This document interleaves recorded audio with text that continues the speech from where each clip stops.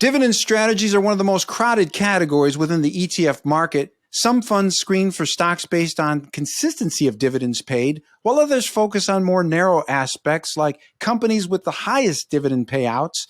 Coming up on today's ETF Battles, we've got an audience-requested triple header between dividend ETFs from Global X, Schwab, and Vanguard. So which dividend strategy wins? Find out right after this.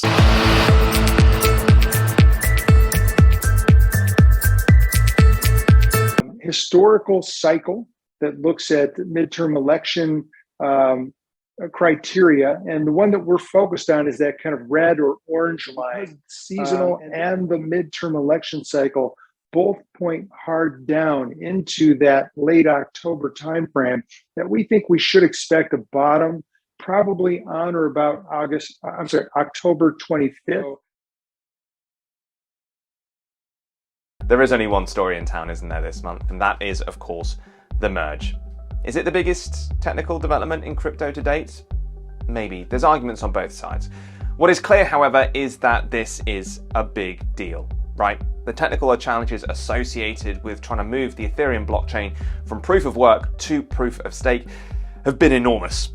But so too are the potential benefits that this switch is going to bring, aren't they? Ethereum 2.0 is going to be faster, it's going to be more energy efficient, and potentially a more secure way to scale projects.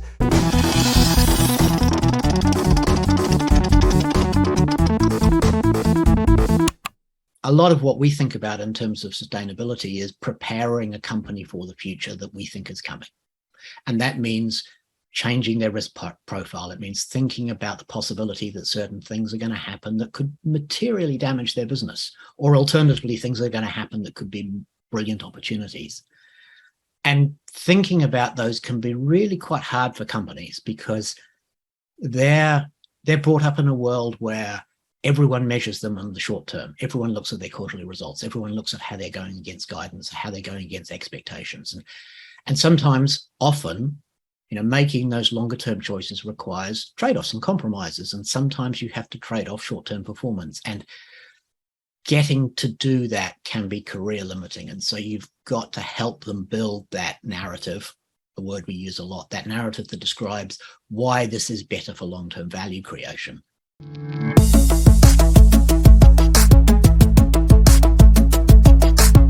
There is risk in that moment and probably the moments thereafter when Ethereum moves from the proof of work chain to the proof of stake chain.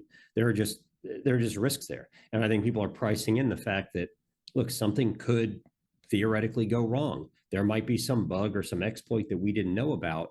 And until we see it work for several blocks, one after another after another, I think there's just going to be a little bit worry. So it's priced in. What's not priced in is a 100% successful merge, because we can't guarantee that's going to happen.